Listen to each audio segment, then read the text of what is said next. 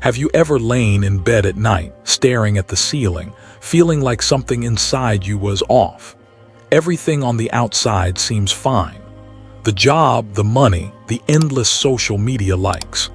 Yet deep down, there's a quiet ache, a restless hum beneath the noise of your life. It's like walking through a dense fog without a compass, unsure of where you're headed or why it even matters. This is the world we live in now.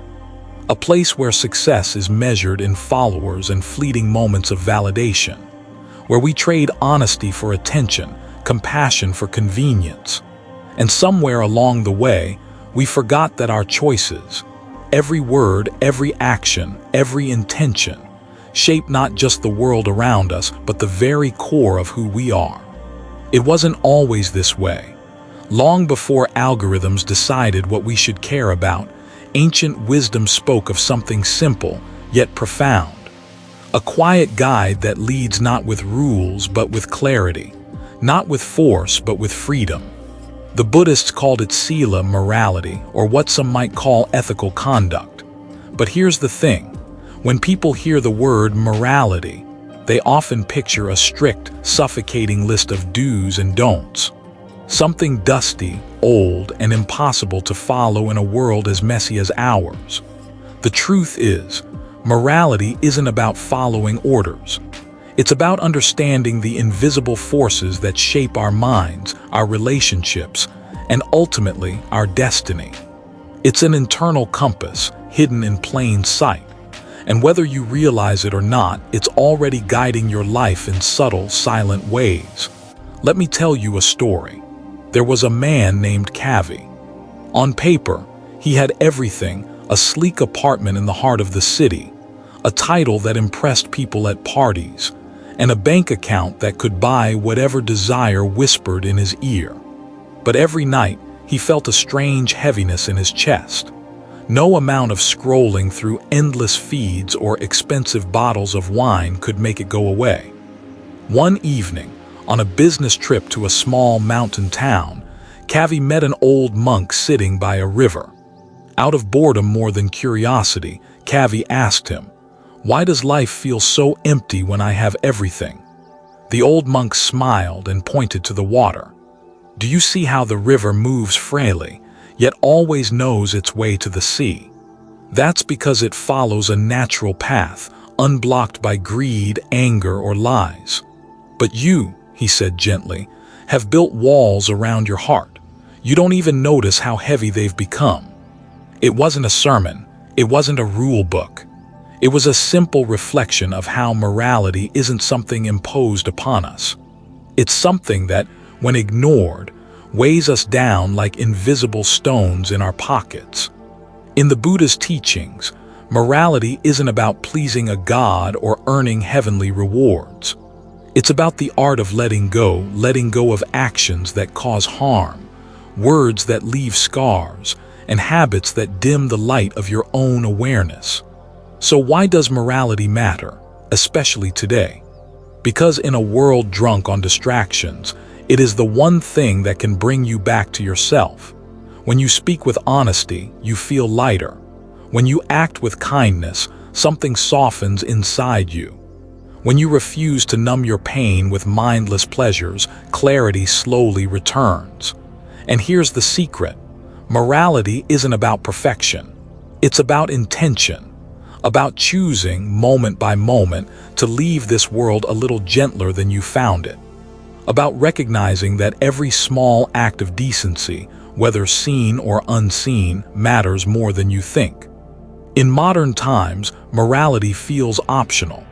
We're told to chase success at any cost, to curate a perfect image, to say whatever gets the most clicks. But when the applause dies down and the screen goes dark, what remains is the state of your heart.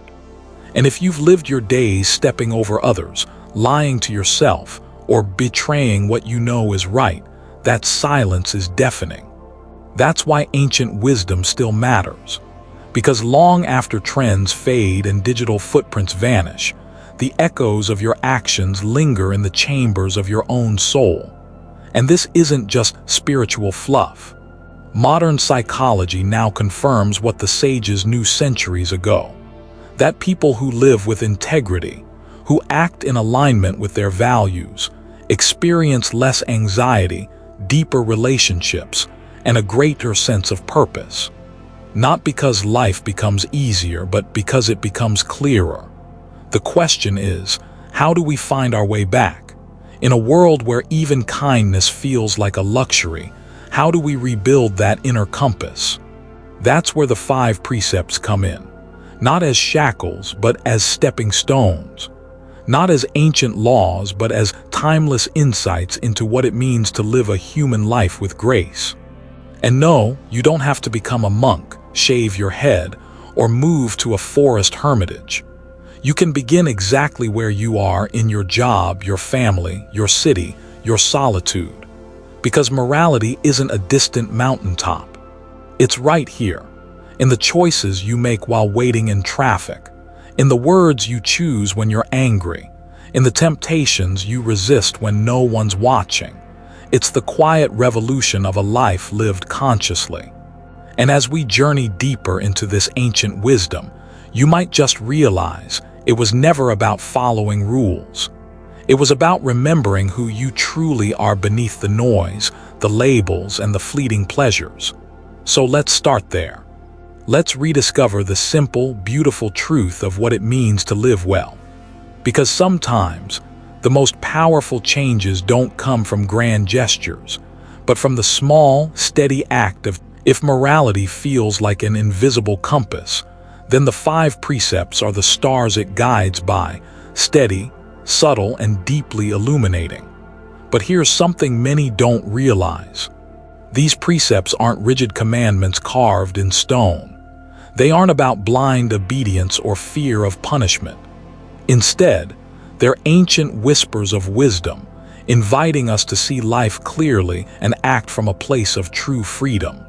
The 5 precepts, or Panika Sila as they're called in Pali, form the ethical foundation for millions who walk the Buddhist path. They're simple, but their simplicity masks a profound depth. It goes beyond "don't kill" or "don't lie." It's an invitation to transform how we relate to ourselves, others, and the world. Let's take a moment to explore them, not as rules, but as reflections of what it means to live harmoniously. The first precept asks us to refrain from taking life. At its core, this isn't just about animals or people. It's about cultivating compassion, a tenderness toward all beings who share this fragile planet.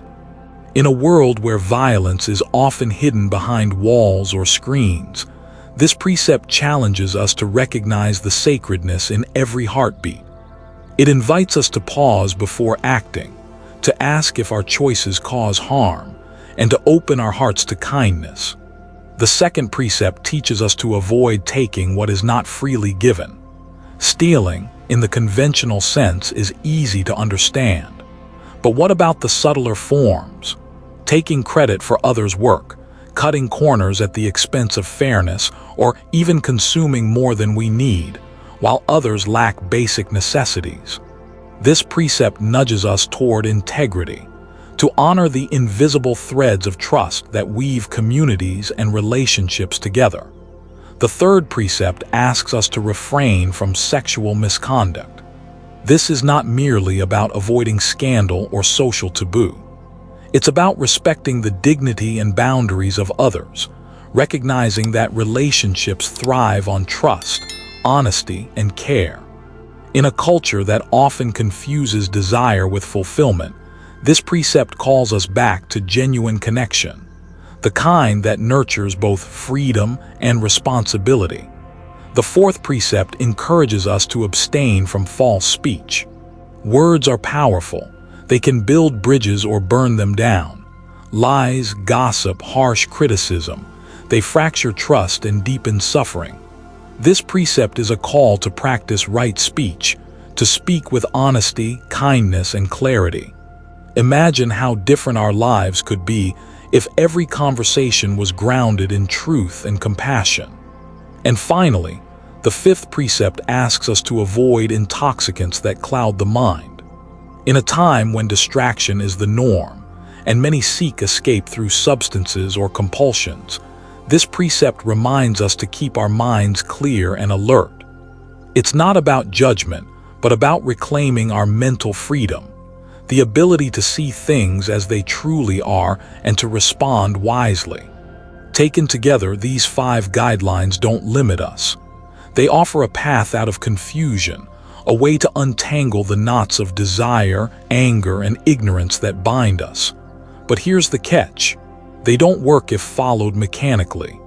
You might have heard people say, "I keep the precepts perfectly," and yet carry resentment, selfishness, or fear deep inside. Or perhaps someone breaks a precept but lives with a pure heart full of remorse and kindness. This reveals an essential truth. The precepts are not about external perfection.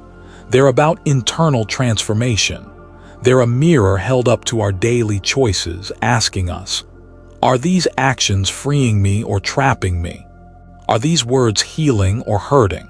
Is this habit bringing clarity or confusion? More than a checklist, the precepts serve as an ongoing practice, a continuous tuning of the heart and mind. They help us align our outer actions with our deepest values, so that what we do reflects who we truly want to be. Think of the precepts like a gardener tends a delicate plant. You don't force it to grow by yanking at its roots. Instead, you create the right conditions, sunlight, water, care, and patiently watch it unfold. So too with morality, it flourishes through mindfulness, patience, and compassion. Now, it's easy to dismiss these teachings as just spiritual stuff or ancient wisdom for monks. But the 5 precepts have endured for thousands of years precisely because they address universal human challenges. They teach us how to live with awareness in a world full of distractions and conflicting desires. Even science is catching up.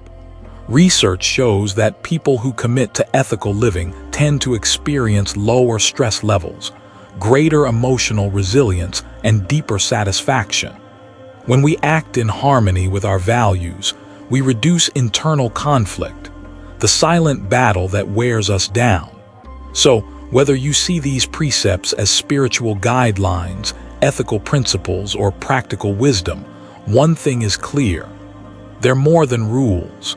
They're a way of reclaiming our humanity in a world that often feels inhuman. And as we continue this journey, we'll explore what keeps us from living by these principles, the subtle struggles hidden beneath everyday choices. Because understanding at first glance, keeping the precepts sounds straightforward. Don't kill, don't steal, don't lie, don't harm through sexuality, don't cloud your mind. Simple, right? But if it were that easy, wouldn't the world be a much kinder, gentler place by now? The truth is, the battle to live morally isn't fought out loud. It's a quiet, daily struggle inside our own minds and hearts, a battlefield hidden beneath smiles and social masks. Why is it so hard to keep these precepts? The answer lies deep within the human condition, in the tangled web of desires, fears, and habits that govern us. Let's step behind the curtain. Imagine you're standing at a crossroads inside your mind. On one side, a voice urges you to act with kindness, honesty, and self-control. On the other, an equally loud voice tempts you with shortcuts, excuses, or fleeting pleasures. This clash isn't unusual. It's the silent tug-of-war everyone experiences. Take desire, for instance. It's not just craving for material things, but also for approval, power, or control. Desire is like a wildfire that never fully burns out. It flares up when you're stressed, lonely, or bored, whispering, "Just this once, it won't hurt." And sometimes that once turns into a habit. Then there's fear. Fear of missing out, fear of rejection, fear of being seen as weak or boring. These fears push us toward choices that betray our values, a lie to cover embarrassment, a harsh word to protect ourselves, or a distraction to numb the ache inside. But the toughest opponent is often ignorance. not the lack of knowledge, but the inability to see clearly. We don't always recognize the consequences of our actions, or how even small compromises chip away at our peace of mind. We mistake temporary relief for happiness, confusion for freedom, and distraction for fulfillment. And society doesn't make it easier. We live in a culture that rewards instant gratification and celebrates success at any cost. The very things that help us break precepts, telling a half-truth to get ahead, indulging in excess, ignoring the suffering of others, are normalized, even glorified. This makes the struggle deeply personal and profoundly lonely. How do you stand firm when the world whispers otherwise? When your own mind conspires to justify what you know isn't right? It's a question as old as humanity itself. One of the Buddha's most powerful teachings was not about escaping this struggle, but about embracing it with awareness. Instead of denying or fighting our inner conflicts, we learn to watch them, understand their roots, and gently untangle them. This is where mindfulness becomes a key ally. When we cultivate a clear, non-judgmental attention to our thoughts and feelings, we begin to see the subtle ways temptation creeps in. We notice the tiny compromises that feel harmless at first, but later spiral into habits that weigh heavily on our conscience. Consider this: every time you pause before speaking harsh words, every moment you choose to breathe through anger instead of acting impulsively, you are stepping onto a different path. You're reclaiming your power not by forcing perfection, but by meeting your struggles with kindness and patience. The silent struggle is not a sign of failure. It's a sign of being human, and it's the very space where transformation begins. When you stop running from your inner battles and start facing them honestly, you gain a kind of freedom-few experience. You learn that keeping precepts isn't about being flawless, but about being real with yourself, real with others, and real with life's messiness. This journey teaches us compassion, not only for others but the precepts are not just lofty ideals reserved for monks in distant temples. They are alive, breathing truths that pulse through every moment of our daily lives. To live by them is to cultivate a mind as clean and clear as a mountain spring, untouched by the muddiness of regret, guilt, or confusion. But how does this happen? How do we bring these timeless principles down from theory into the messy, unpredictable flow of our ordinary days? The answer lies in practice, simple, practical, and consistent. Let's explore the daily practices that help keep the precepts not as distant rules, but as vibrant threads woven into the fabric of our lives. Start with mindfulness. Mindfulness is the foundation, the lens through which all actions are seen clearly. Each day offers countless moments to pause, to notice what's happening inside and around us before we act. A breath before a word, a moment's reflection before a choice. This tiny gap creates space for wisdom to arise. For example, before speaking, ask yourself, are these words true? Are they kind? Are they necessary? If the answer is no, pause and reconsider. This simple habit can transform your speech, turning casual conversations into opportunities for healing and connection. Practice intentional kindness. The precepts are rooted in compassion. Small acts of kindness, even invisible to others, purify the heart. Holding the door for a stranger, offering a smile to a colleague, or simply listening deeply when someone shares their pain. These moments embody the first precept's spirit. Reverence for life. Kindness to yourself matters just as much. When you stumble, speak gently inwardly. This self-compassion keeps the mind clean of harsh self-judgment that can lead to despair or defensiveness. Cultivate honesty with courage. Truth-telling is not always easy. It may mean admitting mistakes or standing alone in difficult conversations. But honesty clears away the fog of confusion and builds trust, both within and between people. Journaling can be a powerful tool here. Reflecting on your actions and intentions daily helps reveal patterns where you slipped, where you shone. Over time, this practice sharpens your ethical awareness, making it easier to align with the precepts naturally. Honor boundaries with respect. The third precept about sexual conduct invites us to respect boundaries, our own and others.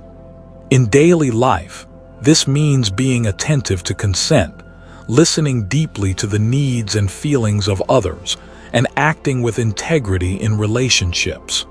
Setting clear personal boundaries also protects your energy, preventing resentment or exhaustion.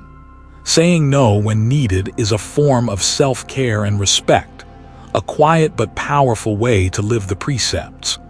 Guard your mind from distraction. In today's world, our minds are constantly bombarded by noise, social media, endless notifications, temptations disguised as entertainment. The fifth precept urges us to steer clear of intoxicants that cloud our clarity. This might mean limiting screen time, avoiding substances that dull awareness, or cultivating moments of silence and solitude. Even a few minutes of mindful breathing or meditation daily can clear mental fog, allowing the precepts to shine through your actions. Bring awareness to consumption. Our choices about what we eat, buy, or support have ethical dimensions. Reflect on the second precept not just as "don't steal," but as a call to right livelihood and mindful consumption.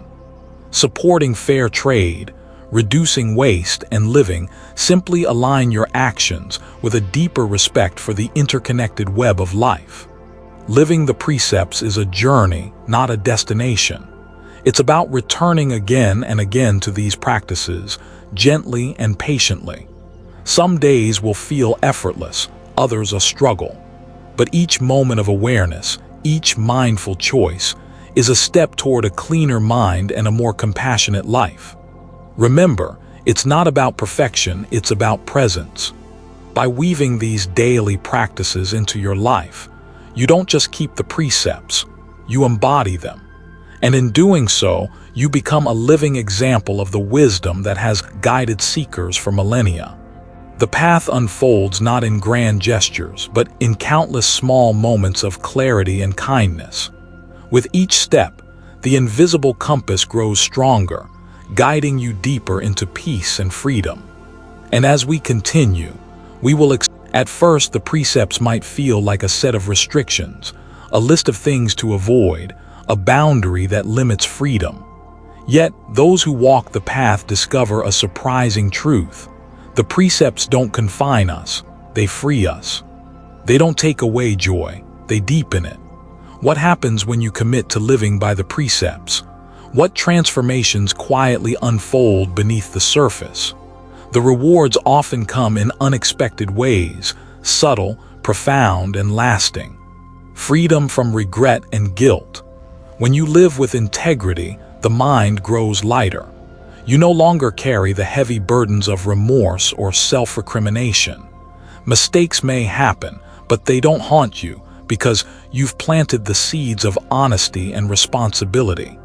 This freedom from inner turmoil opens a space for peace to flourish. Imagine waking up each day without the shadow of yesterday's mistakes clouding your mind. A heart strengthened by trust. Keeping the precepts nurtures trust in yourself and in others. When your words are truthful and your actions reliable, relationships deepen. People sense your sincerity and feel safe to be authentic around you. Trust is the foundation of genuine connection, and it's built slowly, brick by brick, through consistent ethical living. Clarity amid chaos. The precepts act like a filter, clearing away the noise of confusion and distraction. When your mind isn't entangled in lies, cravings, or regrets, it gains a clarity that helps you see life more clearly. The people around you, your own feelings, the world's subtle rhythms. This clarity brings wisdom, allowing you to respond thoughtfully rather than react impulsively. Joy in simplicity. Surprisingly, Living by the precepts often leads to a simpler life, not dull or deprived, but rich in meaning. You start appreciating the small, beautiful moments, a smile, a kind word, a quiet evening. This joy isn't dependent on external circumstances. It blossoms from a heart that lives in harmony with its values. Inner strength to face challenges. The precepts don't protect you from life's hardships, but they give you tools to face them with grace. When temptation, fear, or anger arise, the foundation you've built helps you stand firm without being overwhelmed. This strength grows quietly over time, becoming a steady force that guides you through storms. A ripple effect of kindness. Your ethical choices don't just shape your own life, they influence others, often in ways you may never see. Living by the precepts sets a ripple in motion, inspiring kindness, honesty, and respect in your community. This ripple can reach far beyond what you imagine, contributing to a gentler, more compassionate world. These rewards remind us that the precepts are not burdens but gifts, keys to unlocking a fuller, richer experience of life. They invite us to live not from fear or obligation, but from a deep sense of care for ourselves, for others, and for the sacredness of life itself. And as this care grows, so does our capacity for joy, peace, and freedom. As we continue our journey, we'll delve into how the precepts guide us through the complexities of modern life. To walk the path of the precepts is to accept a fundamental truth. Imperfection is part of being human. No matter how deeply we commit, there will be moments when we stumble, a harsh word said in anger, a promise broken, a temptation yielded to. Breaking the precepts is not a failure. It is an invitation to pause, to look honestly at ourselves, and to grow. Why do we break the precepts? Often, it's not because we don't want to live ethically. Rather, life's complexities, stress, confusion, pain, can cloud our judgment. Sometimes, old habits pull us back, or momentary weakness blinds us to the consequences. Recognizing this doesn't excuse harmful actions, but it opens a space for compassion and understanding toward ourselves and others. The weight of guilt and shame. When we break the precepts, feelings of guilt or shame may arise, heavy and relentless. These emotions can either trap us in cycles of self-criticism or become the very catalyst for change. The choice lies in how we respond, turning mistakes into mindfulness. Instead of burying mistakes or beating ourselves up, the Buddha encouraged turning toward them with mindful awareness. Ask yourself, what led me here? What was I feeling? What can I learn? This honest reflection transforms guilt into wisdom. It turns a moment of failure into a stepping stone on the path. Making amends and forgiveness. When possible, repairing the harm done, whether by apologizing, correcting a wrong, or making a positive change, is an essential part of healing. Equally important is forgiveness. Forgiving ourselves frees the heart from bitterness and despair, renewing our commitment to the path with fresh clarity. The balance of effort and acceptance. Walking the precepts is a dynamic balance between striving and letting go. We strive to live with integrity, yet accept that perfection is not the goal. Each step forward, each return after a fall, deepens our understanding and resilience. Imperfection as a teacher. Paradoxically, our failures often teach us more than our successes. They reveal the hidden patterns that keep us trapped, shining light on the shadows within. Embracing imperfection with courage turns the journey into a profound practice of humility, patience, and grace. So when the precepts are broken, remember, this is not the end but part of the unfolding path. The struggle itself holds the seeds of transformation. And in this dance between falling and rising, the heart grows wise and strong. As we close this chapter, we prepare to return full circle to the beginning, where intention meets action, and the journey continues with renewed clarity. The path of the precepts is not a checklist to complete or a finish line to cross. It is a lifelong journey, a continual unfolding of wisdom, compassion, and intention. As we stand here at this moment, the question remains: how do we bring these teachings fully into our lives? How do we make morality not just an idea, but a way of being woven seamlessly into every breath, every step, every choice? Living the precepts means embracing life in all its fullness. The joys and sorrows, the clarity and confusion, the triumphs and setbacks. It means choosing awareness over ignorance, kindness over cruelty, honesty over deception, again and again, in every ordinary moment. This is where true transformation happens. Imagine your life as a river. The precepts are the banks that guide your flow, not to restrict, but to give shape, direction, and purpose. When you live with these ethical foundations, your life flows with greater harmony and ease. You become a beacon of steadiness in a world often chaotic and uncertain. But remember, this path is yours alone to walk. No one else can do it for you, and there is no perfect way.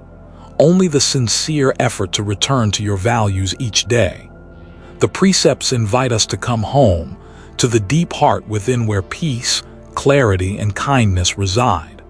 So as you move forward, take with you the understanding that morality is not a burden, but a gift.